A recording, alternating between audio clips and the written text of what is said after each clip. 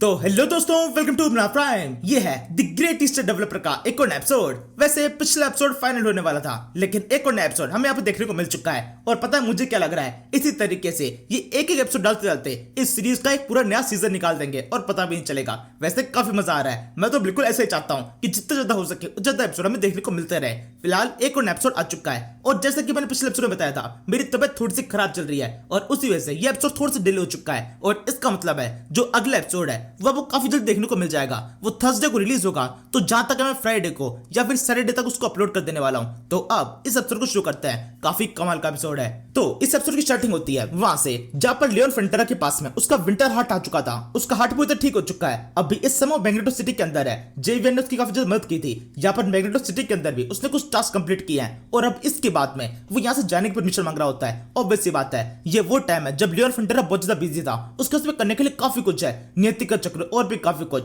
उसको वो सब कुछ चीजें सॉल्व करनी है, और इसी वजह से यहाँ जाने की परमिशन मांग रहा होता है। लेकिन एरिका वो चाहती है किसी भी तरीके से लियोन फ्रंटेरा कुछ टाइम तक को इस जगह पर रुक जाए। वैसे ये वो टाइम भी है जब लियोन फ्रंटेरा को एरिका के बारे में ज्यादा कुछ पता नहीं था कि एरिका उसको पसंद करती है। मतलब एरिका ने अब तक इतना कुछ कर दिया है। अपने सारे रेलिक्स, मतलब 2 इंपॉर्टेंट रेलिक वो लियोन फ्रंटेरा को देती है। इसके बावजूद उसको अंदाजा नहीं हुआ है। वो सर झुका के परमिशन मांग रहा होता है, और एरिका एकदम डेस्परेट होकर उसकी तरफ देख रही है। वो चाहती है किसी भी तरीके से लियोन उस जगह पर रुक जाए। वो उसको कब से लुभावन देती है कि वो यहाँ पर आराम कर सकता है, इस सिटी के अंदर जितना चाहे उतना रेस्ट कर सकता है। और इसके अलावा धीरे से ये भी कहती है कि वो खुद भी इस जगह मौजूद है लियोन की मदद करने के लिए। अब क्योंकि एरिका क्वीन है, वो इस बात को बिल्कुल भी जोर से नहीं कह सकती है। एकदम धीरे से कहती है, लियोन सुन नहीं पाता। उससे आगे ये भी कहती है कि क्या तुम्हारा यहाँ से जाना इन सब चीजों ज्यादा इंपॉर्टेंट है। उसने खुद को भी इस तोला के अंदर रख दिया है। क्या तुम्हारा यहाँ से जाना मुझसे ज्यादा इंपॉर्टेंट है? लियोन बिना सोचे कह देता है, हाँ बिल्कुल काफी इंपॉर्टेंट है। ऑब्वियस सी बात है, उसके लिए जाना बहुत इंपॉर्टेंट है। काफी सारे काम है उसके पास करने के लिए। लेकिन एरिका वो ये चीज समझ नहीं पाती। उसको कब ज्यादा बुरा लगता है लियोन का एकदम से ये चीज कह देना।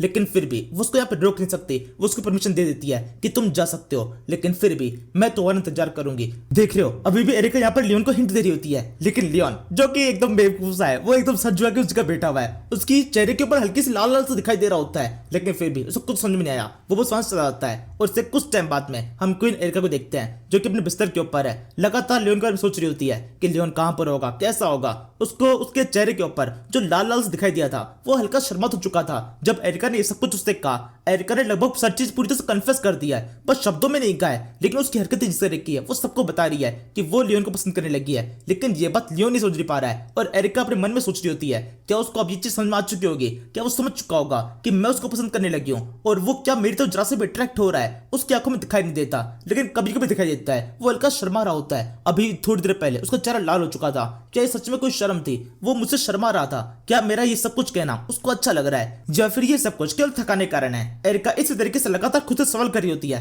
और खुद ही खुद को जवाब देती जाती है। अब इन सवालों का और जवाबों कुछ भी सर पे नहीं है, वो बस लगातार चलते ही रहते हैं। और अब इसके बाद में एक बहुत ही कमाल का सीन आता है। क्वीन एरिका के ज्ञान चक्षु खुल चुका है। उसको समझ में आता है कि इस टाइम पर जितने भी लड़के हैं, उन सभी को वो लड़कियां पसंद आती है जो कि पूरी तरीके से उन लड़कियों पर डिपेंड रहती हो, थोड़ी बहुत छुई टाइप की हो, और उनको प्रोटेक्शन चाहिए लड़कों से। तो यहाँ पर लड़के उन लड़कियों की तरफ अट्रैक्ट होते हैं। लेकिन क्वीन एरिका के अंदर ऐसा कुछ भी नहीं है। वो क्वीन है, काफी ताकतवर है, और कई बार अपनी जान को बचा चुकी है, अपनी प्रजा की जान को बचा चुकी है। इस टाइम पर जितने भी देश दुनिया में मौजूद है, उन सभी में सबसे बड़ा देश उसके कंट्रोल में है। तो वो किसी भी तरीके से किसी लड़कियों पर डिपेंड तो नहीं है, ना उसको प्रोटेक्शन चाहिए। तो कोई भी लड़का उसकी तरफ अट्रैक्ट हो, ये बिल्कुल भी पॉसिबल नहीं है। इसी वजह से लियोन फ्रंटेरा उसकी तरफ अट्रैक्ट नहीं हो रहा है। उसने यहाँ पर एक बहुत बड़ी मैथ को सॉल्व कर लिया है, केवल अपने दिमाग के लिए। और अब जब उसने मैथ को सॉल्व कर लिया है, तो उसके पास में उसका खुद का सॉल्यूशन भी होता है, जो कि ये है अपनी पावर का यूज करना। उसकी पावर उसकी दुश्मन बनी हुई है, तो अपनी पावर का सीधे से यूज किया जा सकता है। जिस तरीके से बाकी सारे किंग होते हैं, वो किसी भी लड़की के पास में जाकर उसे सीधे सीधे कह देते हैं उनको उससे शादी करनी है, और लड़की से परमिशन नहीं मांगी जाती। लड़की को शादी करनी ही पड़ती है। वैसा चाहे तो कोई लड़का भी कर सकती है। वो क्वीन है, वो सीधे लियोन के पास जाकर उससे कह सकती है, आलू मुझसे शादी करो, चलो मेरे साथ में। और लियोन को शादी करनी पड़ेगी। उसके पास में कोई दूसरा ऑप्शन नहीं होगा। उससे पूछा नहीं जाएगा, उसको बताया जाएगा। और अब इस तरीके से एरिका के पास में एक काफी सुंदर सोल्यूशन होता है। लेकिन ये सोल्यूशन लियोन फ्रंटेरा वर्क नहीं करने वाला, क्योंकि लियोन फ्रंटेरा बहुत ज्यादा ताकतवर है। एरिका को पता होता है अगर वो किसी भी तरीके से लियोन फ्रंटेरा के ऊपर इस टेक्निक को चलाने की कोशिश करती है और लियोन को गलती से कोई और लड़की पसंद हुई तो वो साफ मना कर देगा, उसे जबरदस्ती की गई, तब तो पक्के तौर पर एक बड़ी लड़ाई हो जाने वाली है। लियोन फ्रंटेरा बहुत ताकतवर है, उसके पास मोस्टस की एक बहुत बड़ी सेना है और वो सारे लोग उसकी तरफ बहुत ज्यादा लॉयल है। वो एक सेकंड के लिए भी नहीं सोचेंगे, उसके एक इशारे पर मैग्नेटो सिटी के ऊपर एक खतरनाक अटैक हो जाएगा और मैग्नेटो सिटी इस अटैक को संभाल भी नहीं पाएगी। एरिक आगे इतना सोचने के साथ में सारे भाव जगह पे एकदम बदल जाते हैं। अभी कुछ सेकंड पहले तक वो एकदम प्यार में डूबी हुई थी, वो याद कर रही थी लियोन फ्रंटेरा को, लेकिन एकदम से उसके चेहरे पर डर दिखाई दे रहा होता है, डर कि लियोन फ्रंटेरा किस तरीके से उनकी सिटी पर अटैक कर सकता है और वो कितना खतरनाक है। उसको साथ में ये बातें सुन रही होती है कि लियोन फ्रंटेरा केवल उसकी रेस्पेक्ट करता है और इसी वजह से अब तक किसी भी तरह का स्टेप नहीं उठाया है, वो उसके सामने अपना सर झुका के रखता है। लेकिन अगर जरा सी भी एरिका ने कुछ ढील देने की कोशिश की, कुछ भी गलत हरकत कर दी, तो लियोन के मन में जितनी भी रेस्पेक्ट है वो खत्म हो जाएगी और लियोन एक सेकंड लगाएगा पूरी सिटी को खत्म करने के लिए। इस पूरे मैशअप के बीच में क्वीन एरिका को केवल एक चीज जो अच्छी लग रही होती है वो ये है कि लियोन फ्रंटेरा ज्यादा सुंदर नहीं है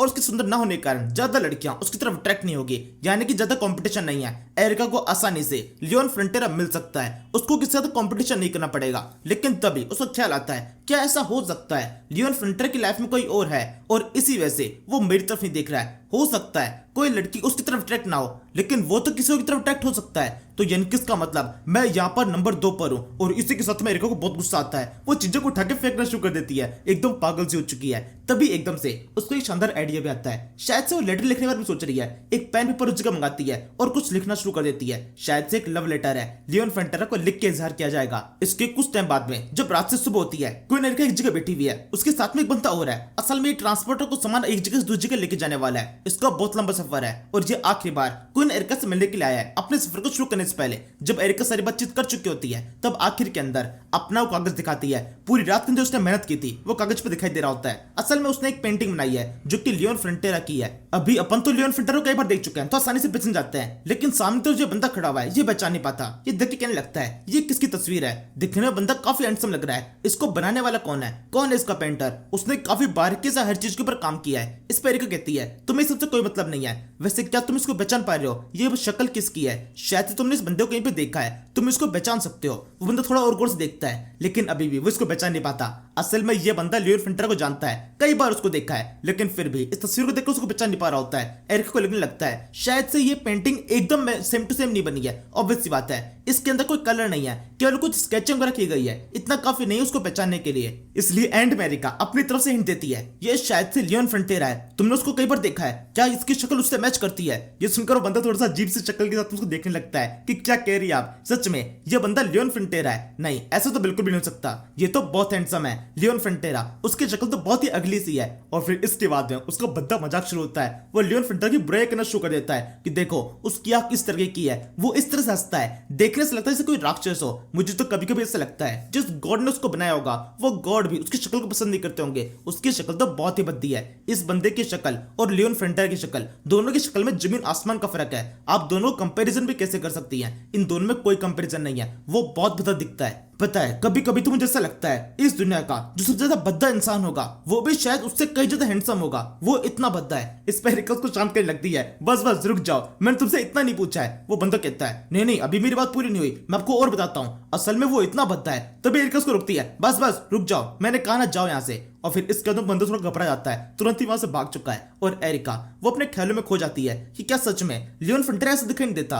असल में क्वीन एरिका के हिसाब से लियोन फ्रंटेरा वैसा दिखाई देता है जैसे कि उसने तस्वीर बनाई है, लेकिन पूरी दुनिया उनकी आंखें थोड़ी अलग तरीके से है, वो लियोन फ्रंटेरा को अलग तरीके से देखते हैं। उनके लिए वो एक भद्दा सा इंसान है, लेकिन एरिका के लिए वो वैसा है जैसे उसने तस्वीर बनाई है, एक हैंडसम लड़का। लेकिन हर कोई लियोन फ्रंटेरा को उन आंखों से नहीं देख सकता जैसे कि एरिका के पास में। और अब यहाँ से लियोन की काफी ज्यादा इंसल्ट होने वाली है, वो लगातार ये सब कुछ सोचती रहती है कि लियोन क्या सच में ऐसा है, क्या सच में दुनिया उसको अगली समझती है, लेकिन मुझे अगली क्यों नहीं लगता, वो तो मेरे हिसाब से काफी हैंडसम है, लेकिन सबको अगली क्यों लग रहा है। ये सब कुछ सोचते तो कुछ खा रही होती है, एक सर्वेंट पास में खड़ा हुआ है जो किसी कहने लगता है प्लीज खाना ठीक से खा लीजिए। असल में इस सर्वेंट के पास पूरा अधिकार है एरिका से इस तरह से बात करने के लिए। इसके बाद में वो नहाने के लिए चली जाती है और जब वो नहा रही है तभी उसके दिमाग में यही सब कुछ चल रहा होता है। लियोन फ्रंटेरा को लगातार सुस्ती जा रही है, पूरा दिन हो चुका है, उसके दिमाग से एक सेकंड के लिए भी लियोन फ्रंटेरा ख्याल नहीं गया। इसी समय पास में एक सर्वेंट खड़ी हुई होती है, वो उसी से सवाल करने लगती है वैसे तुम्हें क्या लगता है किस तरह के इंसान से शादी करना चाहिए, तुम किस तरह के इंसान को पसंद करती हो। वो बंदी बताने लगती है एक इंसान जो कि बहुत कैपेबल हो, जिसके पास में वो सारी काबिलियत हो, जो कि एक परफेक्ट आदमी के अंदर हो, वो अपनी लाइफ को अच्छी तरह जीना जानता हो, उसकी लाइफ की वजह से कब से लोगों को फायदा होता हो। इस पर एरिका कहती है तब तो काफी शानदार रहेगा। कैसा रहेगा तुम लियोन फ्रंटेरा शादी कर लो, उसके बारे में तुम्हारा क्या ख्याल है? और ये सुनने के साथ में उस लड़की का दिमाग खराब हो जाता है। वो सर्वेंट वो चिल्लाना शुरू कर देती है, नहीं नहीं प्लीज ऐसा मत कीजिए, क्या मैंने से कोई गलती हुई है? क्या मुझे कोई सजा देना चाहती है? इस तरह सजा मत दीजिए, इससे अच्छा मैं पूरी जिंदगी अकेले रह लूंगी, इससे अच्छा आप मेरी गर्दन काट दीजिए। इस तरह की इंसान शादी करना नहीं, ये मैं बर्दाश्त नहीं कर सकती, प्लीज इस तरह सजा मुझे मत दीजिए। और इसी के साथ उस लड़की का रोना बंद ही नहीं होता और एरिका समझ जाती है इनके लिए भी वो बहुत ज्यादा भद्दा सा है। ये सर्वेंट तक उसको रिजेक्ट कर दे रही है। इतनी सारी लियोन की इंसल्ट सुनने के बावजूद भी क्वीन एरिका के लिए लियोन की तरफ अट्रैक्शन जरा सा भी कम नहीं होता, लेकिन वो कम करना चाहती है। उसके दिमाग में एक बात तो बैठ चुकी है कि पूरी दुनिया के लिए लियोन फ्रंटेरा उतना भी खास नहीं है जितना उसने बना लिया है। मतलब उसके खुद के लिए लियोन फ्रंटेरा बहुत ज्यादा खास है और यहाँ पर ऐसा है भी क्योंकि यही जानती है कि उसकी काबिलियत कितनी ज्यादा है। वो इस चीज को कम करने की कोशिश करती है। तो इसका एक तरीका है, एक पुतले के ऊपर लियोन फ्रंटेरा की तस्वीर को लगा दी जाता है और एरिका अब उस पर अटैक करने वाली है। वो अपना गुस्सा दिखा रही होती है कि तुम कितने घटिया हो, लेकिन अपनी स्वर्ण घुमा नहीं पाती। ये शक्ल जो कि बाकी सबको एक विलन की तरह लग रही होती है। क्वीन एरिका उसके अंदर अपने हीरो को देख रही है, वो उसके ऊपर अटैक नहीं कर सकती। इसके बाद वो दोबारा से खाने वाली जगह पहुंच जाती है। ये सर्वेंट उस जगह मौजूद है। एरिका दोबारा से ट्राई मारने की कोशिश करती है। इस बंदे से पूछती है, तुम्हें क्या लगता है लियोन फ्रंटेरा किस तरह का इंसान है? वो बंदा तारीफ करना शुरू कर देता है, काफी कमाल का इंसान है, अपनी काबिलियत से उसने काफी कुछ किया है और जितने तरह कंस्ट्रक्शन किया है वो तो कोई और कर ही नहीं सकता, उसकी काबिलियत काफी ज्यादा है। तभी एरिका उसको रोकती है और सही कहती है, उसके चेहरे के बारे में बताओ। और अब इसी के साथ वो बंदा पूरा खामोश जाता है। अब कहने के लिए कुछ भी नहीं है, अब केवल बुराई करनी पड़ेगी। और एरिका ने खासियत पूछी है तो वो शांति से उस जगह पर खड़ा होता है। एरिका समझ जाती है उसका जवाब क्या है। यहाँ से भी केवल इंसल्ट सुनने को मिली। और अब इसके बाद में रात हो जाती है। हम क्वीन एरिका को उसके रूम में देखते हैं, अपने बेड में बैठी हुई होती है और लगातार सोच रही होती है कि किस तरीके से उसके सभी लोग लियोन फ्रंटेरा की ज्यादा इंसल्ट कर रहे हैं, उसकी शक्ल की इंसल्ट कर रहे हैं। लेकिन तभी उसके चेहरे पे हल्की स्माइल आती है। वो समझ जाती है ये सारे लोग जो कुछ भी सोचते हैं उससे कुछ फर्क नहीं पड़ता। अगर उसको लगता है लियोन फ्रंटेरा हैंडसम है तो उतना ही काफी है। लियोन फ्रंटेरा इस दुनिया का सबसे हैंडसम पर्सन है क्वीन एरिका के लिए, बस इतना ही मैटर करता है। और अब इसके बाद में कुछ हफ्ते बीत जाते हैं। क्वीन एरिका के लिए सुंदरता का मतलब ही पूर्णतः बदल चुका है। बाकी सभी लोग जिस तरीके से लियोन फ्रंटेरा को बद्दा समझ रहे थे, अब बद्दी चीजें क्वीन एरिका को अच्छी लगने लगी है। उसने काफी सारी मूर्तियां अपने महल के अंदर लगवा दी है। ये सारी मूर्तियां बहुत ज्यादा बद्दी सी है, पटेटो जैसी, आलू जैसी, टेढ़ी मेढ़ी सी। क्वीन एरिका इस समय पूरी तरह पागल हो चुकी है। लगभग हर एक चीज के अंदर जो कुछ भी उसके आसपास में होती है वो उन सभी के अंदर लियोन फ्रंटेरा को देखी होती है। हम दोबारा से उसको देखते हैं जो कि अपनी टेबल पे बैठी हुई है। एक डोर उसने खोली हुई है और इस ड्रॉर के अंदर एक पेंटिंग है, लियोन फ्रंटेरा की पेंटिंग। वो पूरे समय केवल उसी को देखती रहती है और अपने मन में सोचने लगती है, तुम काफी हैंडसम हो, इस दुनिया के सबसे हैंडसम इंसान लियोन फ्रंटेरा। और अब इस सीन को देख के मुझे एहसास हो रहा है बोलने से पहले थोड़ा सोचना चाहिए, या मैं अपनी बारे में बात कर रहा हूँ। जो कि मैंने इस सीरीज के एंड में कहा था कि जरूर से क्वीन एरिका कुछ टाइम के अंदर लियोन फ्रंटेरा को भूल जाएगी, उसकी लाइफ में कोई और आ जाएगा, वो बिजी हो जाएगी। लेकिन अब एहसास हो रहा होता है नहीं, ऐसा कभी भी नहीं हो सकता था। क्वीन एरिका हमेशा लियोन फ्रंटेरा को याद करती। और अब इसी के साथ में द ग्रेटेस्ट डेवलपर की ये अनटोल्ड स्टोरी भी खत्म होती है। इस एपिसोड के एंड के अंदर लिखा हुआ था टू बी कंटिन्यूड, यानी इसका मतलब इसका नेक्स्ट पार्ट भी आने वाला है जो कि इसी से लिंक रहेगा। सेम स्टोरी को आगे फॉलो किया जाएगा। मिलते हैं नेक्स्ट एपिसोड में। Now thank you for watching. तू मेरा बेटी तुझे अपनी बीती तू है, समंदर सी दुनिया भावना में बह गया मैं।